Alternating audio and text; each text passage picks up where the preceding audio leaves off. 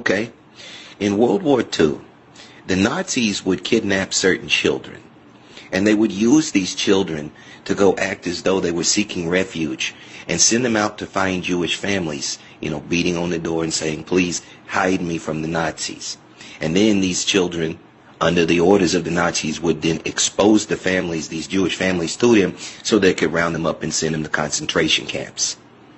One of these kids, 11 years old, from Hungary, Jewish, was more than willing to do this, and he exposed many families to the Nazi party. They discovered this kid is a little genius psychopath.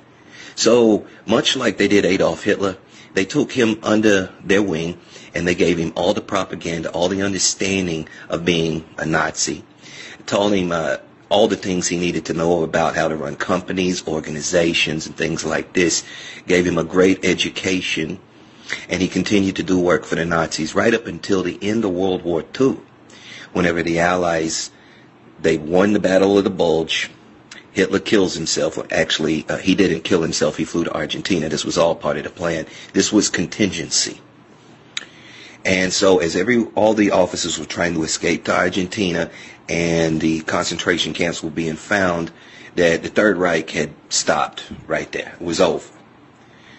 But that kid, who is now 16 years old, was given all of the swag. He had been trained to be a Nazi, and he was made to carry on the propaganda throughout the decades that will follow. They gave him literally tons and tons of gold that they had stolen, that he still has to this day, because this guy is still alive and in his 90s now. Yeah, it's a real thing. One of the wealthiest men in the world, which he has allocated his wealth to different demagogue causes. Yes, and there's several organizations in this United States that you readily know that are championed by the mainstream media that he directly funds and founded. Yeah, not common knowledge. It should be. It's right in your fucking face, but no one knows. And it's ridiculous that no one knows this. Well, so few people know this. This guy ran Moderna. Yeah, he was behind so much, and still is, to this day. His name is George Soros. Of course, that wasn't his birth name. He changed it to that.